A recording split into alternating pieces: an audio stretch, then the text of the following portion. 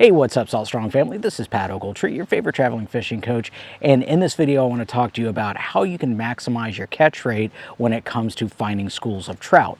So in a recent trip that I had with a fellow insider, we ran across a school of trout, and there's a couple of things that we did that we could extend that bite and get more fish out of it. So the first thing that you do whenever you find a school of fish and the bite gets really active, make sure that you are getting your lure back in front of those fish as soon as possible. If you're going to keep the fish, go ahead and put the fish in the cooler quickly, or if you're going to let the fish go ahead and let the fish go.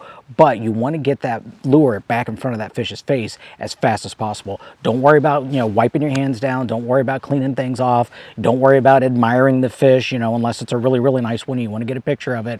But the more time your lure is out of the water, the more likely that bite is to shut down. So make sure and get that lure back to that school. And this works really good whenever you've got multiple people. So if you've got one person reeling in a fish, maybe you've got another person that's already casting to it, and then vice versa. You can trade off that way. But if you're there by yourself, just remember, make sure and get that lure back quickly to that school. So another thing that we can do to extend that bite is whenever that bite does slow down, don't do anything drastic by changing lures or anything quite yet.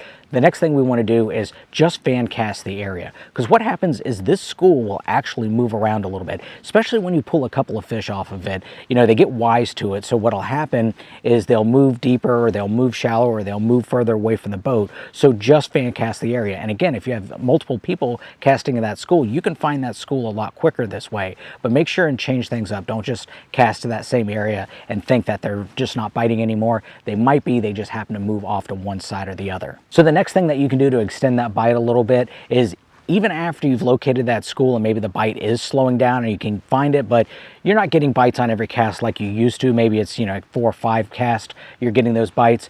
Go ahead and change up your lure a little bit.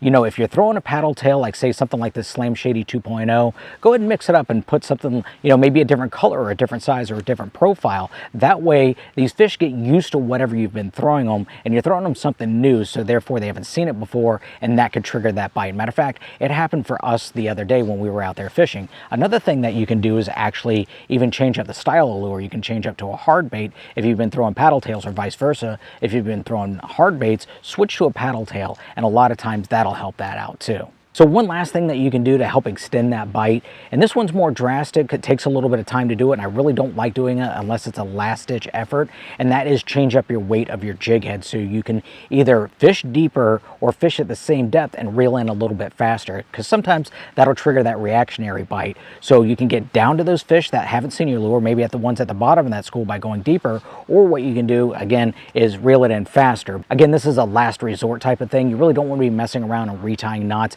if you absolutely don't have to. Now, just to recap, after you found that school and you're on that hot bite, make sure and keep your lure in that water as much as possible. Get that fish off that hook, put them in the cooler, put them back in the water, but get back to fishing quickly.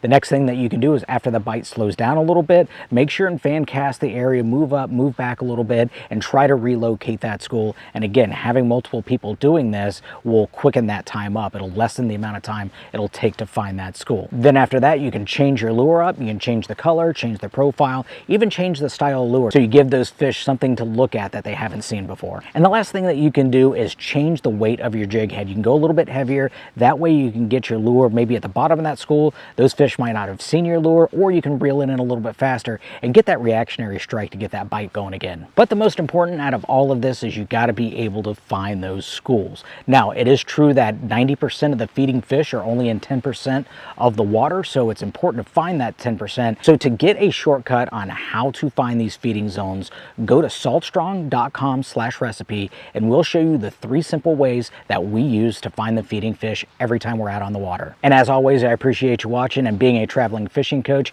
you never know where I'm going to end up next, and maybe I'll see you out on the water. And if I don't see you out on the water, then I'll see you in the next video. Thanks for watching. Have a great day. Bye.